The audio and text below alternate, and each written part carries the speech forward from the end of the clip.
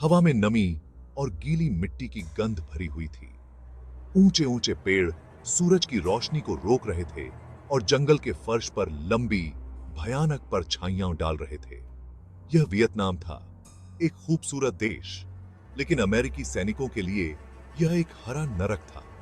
वे पक्की सड़कों की दुनिया से आए थे, जंगल की लड़ाई के लिए तैयार नहीं। हर कदम पर एक जानलेवा जाल बिछा हो सकता था।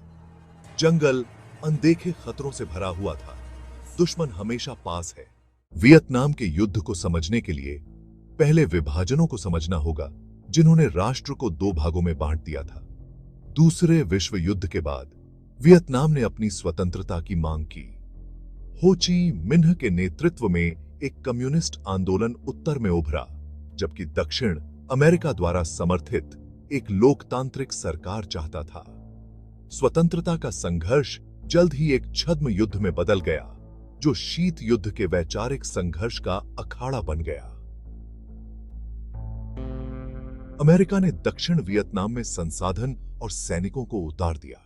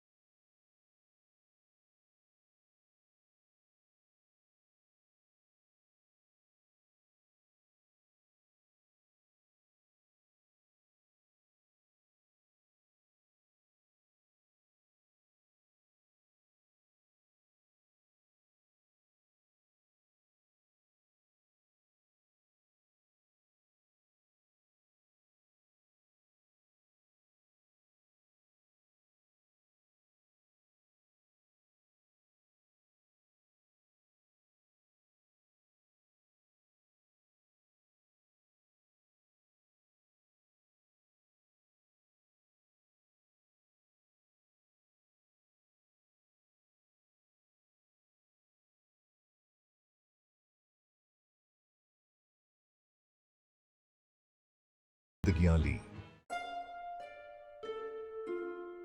वियतनाम युद्ध एक क्रूर संघर्ष था, जिसने भूमि और लोगों दोनों पर एक अमिट छाप छोड़ी।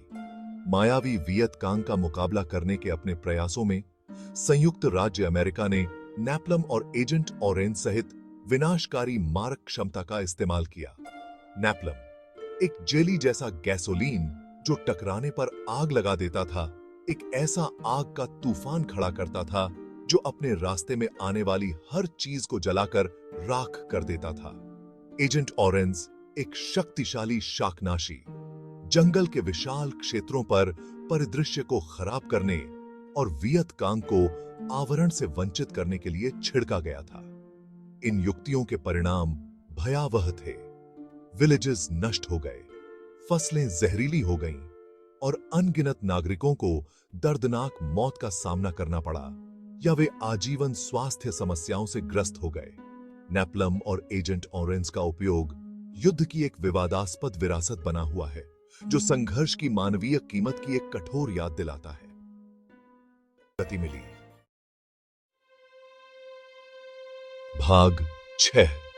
एक विभाजित राष्ट्र। अमेरिकी गृहभूमि। जैसे जैसे वियतनाम में युद्ध आगे बढ़ता गया, इसने अमेरिकी जनता को विभाजित कर दिया।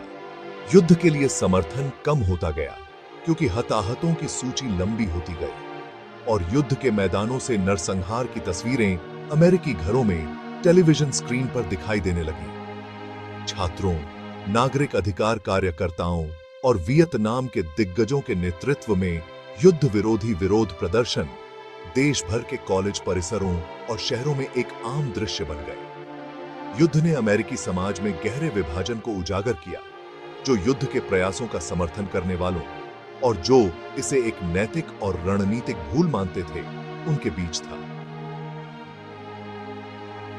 वियतनाम युद्ध ने परिवारों को विभाजित कर दिया, पीढ़ी को पीढ़ी के खिलाफ खड़ा कर दिया और अमेरिकी मानस पर एक अमिट निशान छोड़ दिया। इस विभाजनकारी संघर्ष के घावों को भरने में राष्ट्र को वर्षों लगेंगे।